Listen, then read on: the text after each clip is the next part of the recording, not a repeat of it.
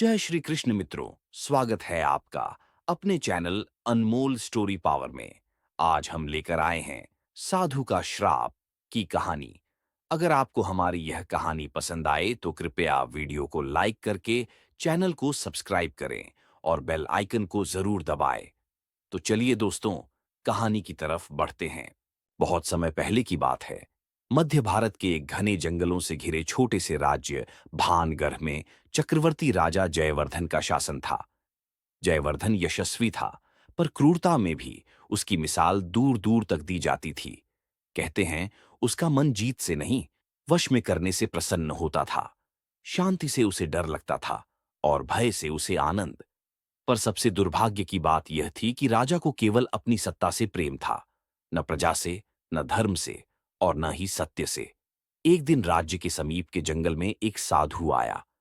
वह साधु अपने बिखरे जटाजूट, अग्नि जैसे लाल नेत्र और चुप रहकर भी भारी वाणी वाले स्वर के लिए जाना जाता था।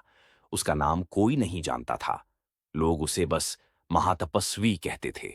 कहा जाता था कि वह वर्षों तक उत्तर के हिमकंदराओं में तपस्या कर चुका था और अब किसी रहस्यमयी संकेत के कारण दक्षिण की ओर आया था।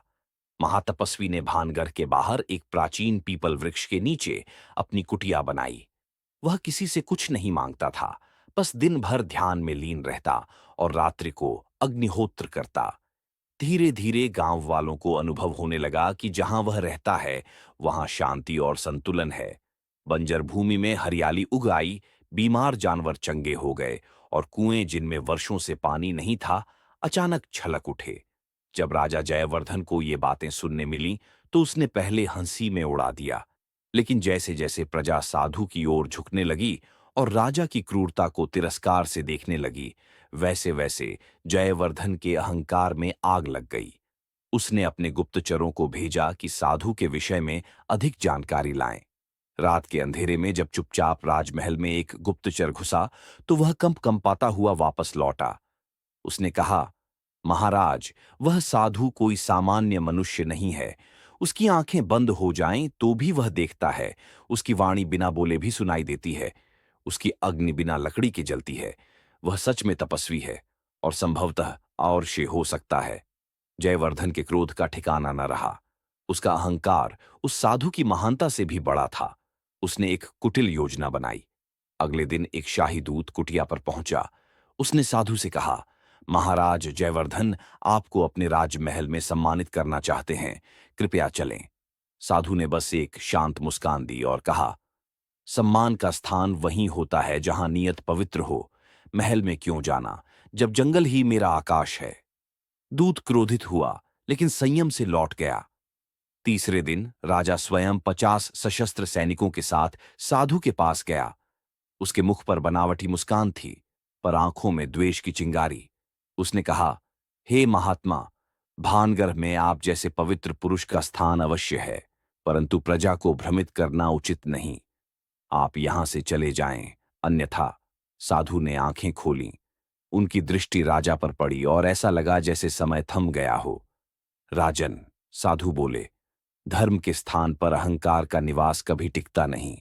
तुमने मुझे नहीं, भविष्य को अपमानित किया है। मैं जा रहा हूं, पर मेरा श्राप यही रहेगा। राजा ने कटाक्ष करते हुए कहा, श्राप? तुम कौन होते हो श्राप देने वाले? साधु उठ खड़ा हुआ। उसका स्वर अब धरती के गर्जन जैसा था। मैं वो हूं जो पृथ्वी से ले सकता है तेरा नाम और आकाश से मिटा सकता है तेरा वंश। सुनो जयवर्धन, जैसे तुमने सत्य को मिटाने की कोशिश की, वैसे ही तुम्हारी संतानें एक एक कर अंधकार में लुप्त हो जाएंगी।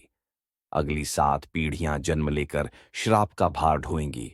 कोई चैन से नहीं जी पाएगा, कोई पूर्ण नहीं हो पाएगा। जब तक इस अन्याय का प्रायश्चित न होगा, भानगढ़ की हर आत्मा इस श्राप की आग में सुलगती रहेगी। इतना कहकर साधु ने आकाश की ओर हाथ उठाया। एक तेज बिजली कड़कने लगी। घना बादल छा गया। साधु की आंखें जलने लगीं, जैसे वे साक्षात अग्नि हों, और फिर वह उसी क्षण लुप्त हो गया, केवल राख और एक अदृश्य कंपन छोड़कर। उस दिन के बाद भानगढ़ के आकाश में कभी पूर्ण चंद्रमा नहीं दिखा। किले की दीवारें धीरे धीरे काली पड़ने लगीं और राजा जयवर्धन के महल में शुरू हुआ एक ऐसा अध्याय जो रुकने का नाम ही नहीं ले रहा था। उस रात राजा के महल में पहला नवजात बालक, जयवर्धन का पुत्र, बिना रोए जन्मा। उसकी आंखें खुली थीं लेकिन वह देख नहीं सकता था। राजा घबरा गया, पर उसे विश्वास था कि समय सब ठीक कर देगा। पर अगले दिन जब महल के मुख्य द्वार से शेर खुद चलकर अंदर आ गया और बिना किसी हिंसा के फिर लुप्त हो गया, तब सबको समझ आया कि साधु गया नहीं, उसने सिर्फ शुरुआत की है। और इसी दिन से शुरू हुआ वो श्राप, जो हर नई पीढ़ी के साथ और गहराता गया। भानगढ़ की हवाएं अब पहले जैसी नहीं रहीं। महल की दीवारों में एक सिहरन थी और खंडहर बनती हवेली के कोनों में जैसे कोई सांस लेता हो। जयवर्धन का पुत्र, जिसे सब राजकुमार युवराज अंशवर्धन कहते थे, अब 10 वर्ष का हो चला था। आंखों से देख नहीं सकता था, लेकिन उसकी सूझबूझ और चेतना सामान्य से कहीं अधिक तीव्र थी। कहते हैं, अंशवर्धन जब किसी व्यक्ति का नाम लेता, तो वह व्यक्ति या तो डर से कांप उठता या तुरंत रोने लगता, क्योंकि वो नाम अक्सर उस व्यक्ति के सबसे गहरे डर से जुड़ा होता था। राजा ने लाखों उपाय किए, विद्वान बुलवाए, तांत्रिकों को पाले, देवालयों में बलि चढ़ाई, पर कुछ न बदला। और सबसे अजीब बात यह थी कि जब भी कोई अंशवर्धन को मारने या अपंग करने की कोशिश करता, वह रहस्यमयी रूप से बच जाता। एक बार की बात है, एक रात जब चारों ओर घना अंधकार फैला था और महल में केवल पहरेदारों की मशालें जल रही थीं, एक भेष बदले हत्यारे ने युवराज के कक्ष में प्रवेश किया।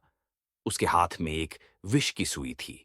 जैसे ही उसने उसे बालक की गर्दन के पास लाया, एक परछाई बिजली की तरह कमरे में गूंजी और उसकी गर्दन तोड़ दी। जब सैनिक भागते हुए अंदर आए, तो केवल वह हत्यारा मृत पाया गया और अंशवर्धन शांत बैठा हुआ, जैसे कुछ हुआ ही न हो। धीरे धीरे महल में कानाफूसी होने लगी। कोई कहता, वह साधु का रक्षक भेजा है, तो कोई डरकर बुदबुदाता, ये रक्षक नहीं, उसी श्राप का दूसरा रूप है, छाया में बैठा हुआ शैतान। पर अंशवर्धन खुद भी उस परछाई को महसूस करता था। वह उसे देख नहीं सकता था, लेकिन जब भी खतरा पास आता, एक सिहरन उसकी रीढ़ में दौड़ती और हवा में हल्की सी गर्माहट फैल जाती।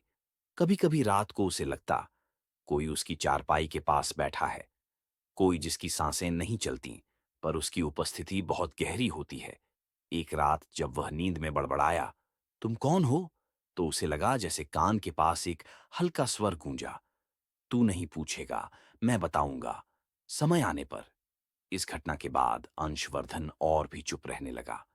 वह अब केवल संकेतों से बातें करता और उसकी आंखें, जो देख नहीं सकती थीं, अब जैसे आत्माओं को पढ़ने लगी थीं। पर इन घटनाओं के बीच एक व्यक्ति था, जो अंशवर्धन से डरता नहीं था। वह थी राजकुमारी विद्युल्लता। वह पड़ोसी राज्य की रानी की बेटी थी, जो कुछ दिनों के लिए भानगढ़ आई थी। जब उसने पहली बार अंशवर्धन से बात की, तो वह हंसा। वर्षों बाद पहली बार वह हंसा था। विद्युल्लता ने उससे पूछा, क्या तुम सच में देख नहीं सकते? नहीं, अंशवर्धन बोला, पर अब जरूरत नहीं पड़ती। झूठ देखता हूं, लालच सुन लेता हूं और मौत को महसूस कर लेता हूं। विद्युल्लता चौंकी नहीं। उसने बस कहा, तो शायद तुम्हें किसी रक्षक की जरूरत नहीं है। अंशवर्धन चुप हो गया। कुछ पल बाद बोला, रक्षक है, पर वह छाया है। मुझे लगता है वह मुझे नहीं, उस श्राप को देख रहा है, और जब कोई उसे छूता है, मर जाता है। उसी रात महल के पश्चिमी कक्ष में आग लग गई। कारण कोई नहीं जान पाया, पर अंदर जो मिला उसने सबको हिला दिया। वह गुप्तचरों में सबसे कुख्यात चंडक था, राजा का विश्वास पात्र, जिसे अंशवर्धन की गतिविधियों पर नजर रखने भेजा गया था। उसकी लाश काले कोयले जैसी जल चुकी थी, पर अजीब बात यह थी कि आसपास कुछ भी नहीं जला था। न लकड़ी, न कालीन, न दीवारें। अब राजा जयवर्धन पूरी तरह भयभीत था। उसे लगा, ये बालक शापग्रस्त नहीं, खुद श्राप है। और उसने फिर से साधुओं और तांत्रिकों की सभा बुलाई और इस बार आदेश दिया, मुझे इस बालक से मुक्ति चाहिए, किसी भी कीमत पर। अंशवर्धन अब साधारण बालक नहीं रह गया था। उसकी आंखों में देखने की नहीं, भविष्य को बदलने की शक्ति थी। और उसके साथ जो छाया चलती थी, वह अब पहले से कहीं ज्यादा सक्रिय हो गई थी। राजमहल में हर 7वें दिन एक रहस्यमयी घटना होती। कोई मूर्ति गिर जाती, कोई सैनिक गुम हो जाता, किसी महाराजा की रातों की नींद उड़ जाती, और अंशवर्धन बस एक कोना पकड़कर बैठा रहता, शांत, अडोल, जैसे सब जानता हो। एक दिन विद्युलता ने उससे पूछा, तुम इतने शांत क्यों हो जब सब कुछ टूट रहा है? अंशवर्धन ने धीरे से कहा, क्योंकि जो रक्षक छाया में है वो मुझे नहीं बचा रहा। वो सजा दे रहा है, और ये सजा खत्म नहीं होगी जब तक कोई इस श्राप की जड़ तक न पहुंचे। राजा ने एक पाप किया था, लेकिन उसका प्रायश्चित मैं करूंगा। और तभी पहली बार अंशवर्धन के चारों ओर तेज हवा चली, और एक रहस्यमयी आकृति दीवार पर बन गई। एक लंबा, काले वस्त्रों में लिपटा इंसान, जिसके हाथ में अग्नि की मशाल थी और जिसकी आंखें जलती नहीं, बस चमकती थीं। रक्षक अब छाया नहीं रहा था, वह आकार ले चुका था।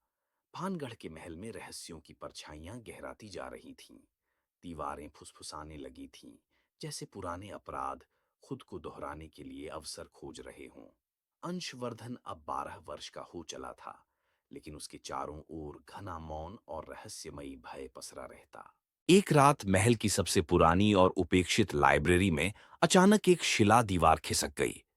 न कोई पहरेदार वहां था, न कोई चाबी लगी थी, लेकिन गुप्त तहखाने का द्वार खुल चुका था। ये वही जगह थी जिसके बारे में कहा जाता था कि वहां राजा जयवर्धन ने कभी धर्मद्रोही निर्णय लिया था। एक ऐसा निर्णय जो साधु के श्राप का मूल कारण था। रात के तीसरे प्रहर अंशवर्धन को फिर वही गहराती गर्मी का एहसास हुआ, जैसे कोई छाया उसे जगाने आई हो। और फिर जैसे किसी ने उसकी हथेली थामी और धीरे धीरे उसे महल के पिछवाड़े स्थित उस परित्यक्त पुस्तकालय की ओर ले गया। उसकी चाल स्थिर थी, लेकिन आंखों के स्थान पर उसकी चेतना उसे मार्ग दिखा रही थी। जब वह तहखाने के द्वार पर पहुंचा, एक ठंडी सांस उसके कानों से टकराई। अब समय है, एक स्वर गूंजा। किसका समय? अंशवर्धन ने फुसफुसाया। सच के द्वार को खोलने का, ताकि श्राप की जड़ दिखाई दे सके। तहखाने में उतरते ही घुप अंधेरा था, लेकिन अंशवर्धन के साथ जो छाया चली थी उसने वातावरण को रहस्यमयी रोशनी से भर दिया। आग की तरह गर्म नहीं, पर आत्मा तक झांक लेने वाली ठंडी नीली लौ की तरह। नीचे सैकड़ों सीढ़ियां थीं, हर कदम पर समय पीछे लौटता लगता। दीवारों पर अजीब चित्र थे, राक्षसों, देवताओं और साधुओं के। बीच बीच में एक आकृति बार बार उभरती, एक राजा जो सोने के सिंहासन पर बैठा था, और उसके सामने जंजीरों में एक साधु झुका हुआ था। अंशवर्धन की सांसें थमने लगीं, उसकी हथेली में कुछ जलता महसूस हुआ। उसने जब उंगलियां फैलाईं तो उसमें एक पुरानी कटी-फटी ताम्रपत्र दिखाई दी, जिस पर खुदा था। राजा ने धर्म की बलि दी थी। उसने सत्य को बंधक बनाकर अपने सिंहासन को स्थायित्व दिया। पर अब वंशज को उसकी सजा से मुक्ति का द्वार खोलना है। केवल वो जो देख नहीं सकता, वही उस सत्य को सह सकेगा।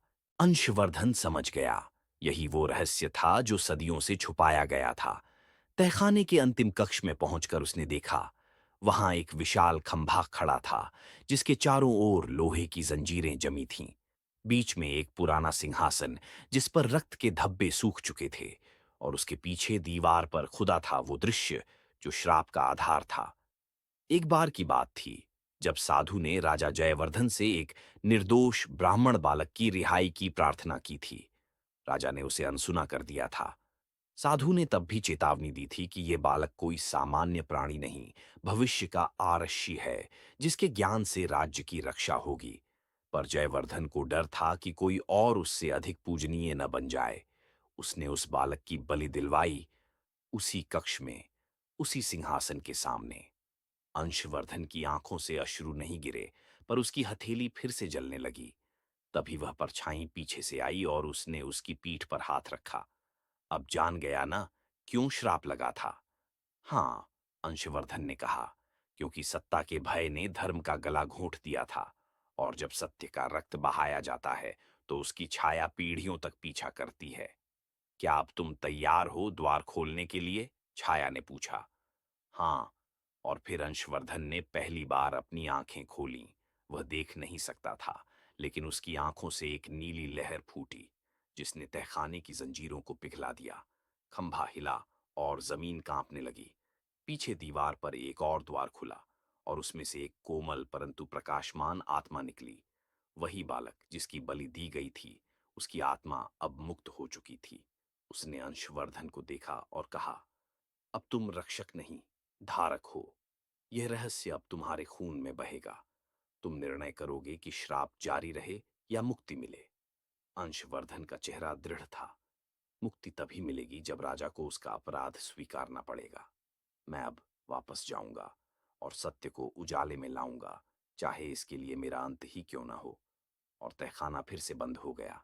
पर अब रहस्य अंधकार में नहीं, अंशवर्धन के भीतर था। एक बालक जो अंधा था, लेकिन अब वह वो देखता था जो पूरा राज्य भूल चुका था।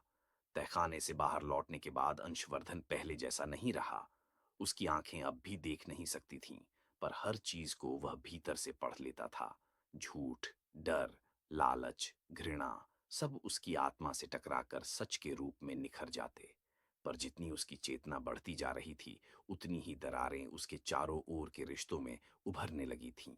राजा जयवर्धन, जो अब तक खुद को दोषमुक्त मानता था, अंशवर्धन की आंखों के बदलते भावों से घबरा गया था।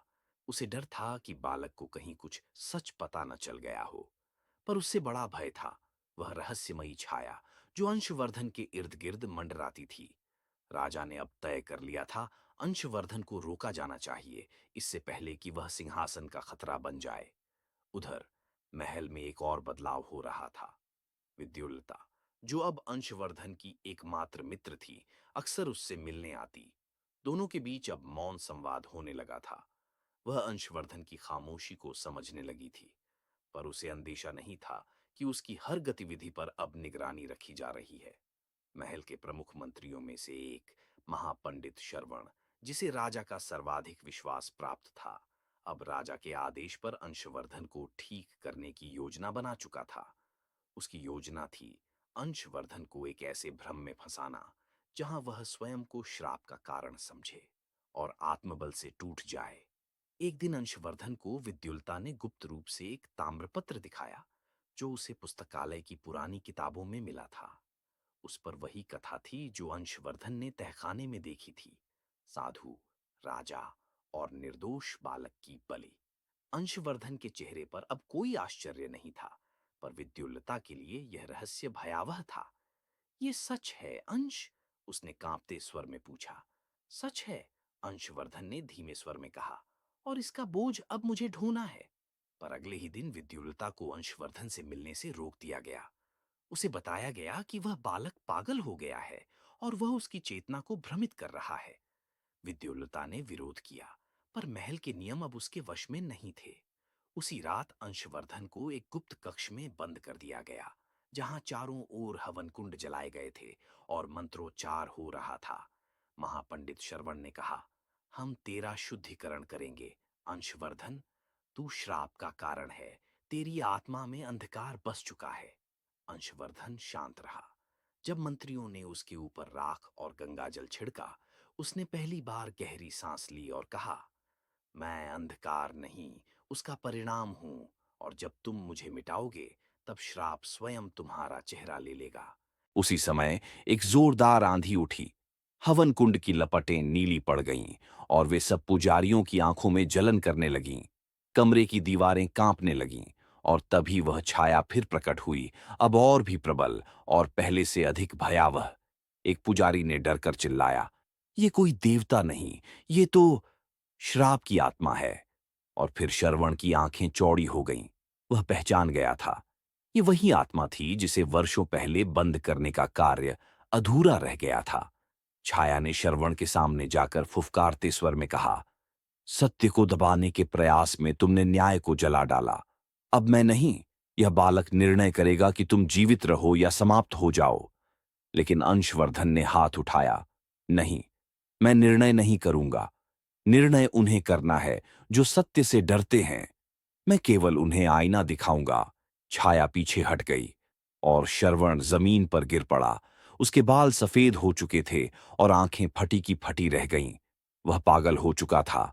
अंशवर्धन को मुक्त कर दिया गया, लेकिन अब महल में एक नई साजिश पनप रही थी। राजा जयवर्धन ने अपने गुप्तचरों से कहा, अगर इस बालक को नहीं रोका गया तो पूरा राजवंश खतरे में पड़ जाएगा। वह अब केवल पुत्र नहीं, श्राप की चेतना बन चुका है। पर सबसे बड़ी पीड़ा अंशवर्धन को तब हुई जब उसे पता चला विद्युलता को उसकी मित्रता के लिए राजद्रोहिणी कहकर निर्वासित कर दिया गया था। उस रात पहली बार अंशवर्धन रोया, पर आंसू नहीं निकले। उसके चारों ओर हवा हिलने लगी और वह स्वर फिर आया, अब तू अकेला है, लेकिन अकेले ही अंत करना होगा, विश्वासघात का, अधर्म का और उस झूठ का जिसे सच मानकर पीढ़ियों ने राज किया। महल में अजीब सन्नाटा था, न शंख की ध्वनि, न सभा का शोर, जैसे कोई अदृश्य जाल हर गली, हर द्वार पर फैल चुका था। राजा जयवर्धन अब रोज दर्पणों से डरने लगा था। उसे लगता जैसे किसी और की आंखों से खुद को देख रहा हो। उन आंखों में न्याय की आग थी और वह आग धीरे धीरे उसके भीतर की शांति को भस्म कर रही थी। अंशवर्धन अब महल में खुलकर नहीं दिखता था, पर हर कोने में उसकी उपस्थिति महसूस होती, जैसे अंधकार में चमकती एक चेतना जो सत्य को ढूंढ रही हो।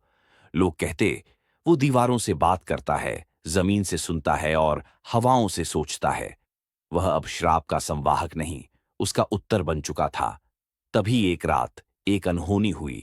राजमहल की दीवारों पर एक रहस्यमयी चिन्ह उभरा, एक जलती हुई आंख जिसके नीचे लिखा था, समय आ गया है, निर्णय होगा, या श्राप टूटेगा या सिंहासन बहेगा। महल के भीतर दरबार बुलाई गई, लेकिन इस बार राजा ने स्वयं नहीं, एक पुराना पंडित उसका प्रतिनिधि बनकर आया। स्वयं राजा ने अपनी उपस्थिति को छुपा रखा था। वह जानता था अंशवर्धन अब कोई सामान्य बालक नहीं, बल्कि उस अधूरे न्याय का पुनर्जन्म है जिसे वो भूल जाना चाहता था। दरबार के बीचों बीच अंशवर्धन खड़ा था, शांत, स्थिर और तेजस्वी। उसके चेहरे पर न क्रोध था, न भय, केवल निर्णय की गूंज थी। मैं तुम्हारे सामने कोई पुत्र नहीं हूं, उसने धीमे पर प्रभावशाली स्वर में कहा। मैं उस आत्मा का उत्तराधिकारी हूं जिसे अन्याय ने छीन लिया और श्राप ने जीवित रखा। एक क्षण को दरबार निःशब्द हो गया। तभी पीछे से एक तेज गर्जना हुई, दरवाजे खुले और विद्युल्लता लौटी। उसके पीछे वो छाया चल रही थी, अब और स्पष्ट, अब और विशाल।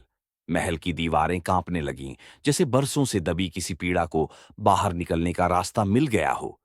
विद्युल्लता ने राजा के सामने खड़े होकर कहा, जिसे तुमने निर्वासित किया, वह अब गवाह बनकर लौटी है। मैं वो दस्तावेज लाई हूं जो यह सिद्ध करते हैं कि उस रात जब साधु के पुत्र को बलि दी गई, तुमने न केवल उसे मरवाया, बल्कि उस दोष को राज्य की कथा से मिटवा दिया। पर कथा मिटती नहीं, बस इंतजार करती है। राजा की आंखें भय से चौड़ी हो गईं।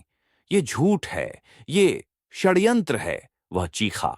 अंशवर्धन आगे बढ़ा और पहली बार उसने अपना हाथ राजा की ओर बढ़ाया। यदि ये झूठ है तो इस चिन्ह को छू लो। राजा पीछे हटा। क्या यह कोई जादू है? नहीं, अंशवर्धन ने कहा। यह वह सच है जिससे तुम जीवन भर भागते रहे। ये वही चिन्ह है जो श्राप की अग्नि से जला है। ये केवल वही सह सकता है जिसके भीतर कोई अधर्म न हो। राजा कांपा और जैसे ही उसने उस चिन्ह को छूने की कोशिश की, उसकी हथेली झुलस गई। एक भयावह चीख ने पूरे महल को कंपा दिया। चारों ओर आग की लपटें उठीं, पर यह आग बाहर की नहीं थी, बल्कि अतीत की थी, जो अब वर्तमान को जला रही थी। छाया आगे बढ़ी और गरजी, अंशवर्धन, अब अंतिम निर्णय तुझ पर है। तुझे वही करना है जो उस दिन नहीं हुआ, न्याय। क्या तू उसे भी समाप्त करेगा जैसे उसने हमें किया? अंशवर्धन ने आंखें मूंदी। समय उसकी सांसों में दौड़ने लगा। सामने खड़ा था उसका जन्मदाता, लेकिन साथ ही वह व्यक्ति जिसने एक पवित्र जीवन की आहुति देकर राज किया था। मैं तुम्हें मृत्यु नहीं दूंगा, अंशवर्धन बोला।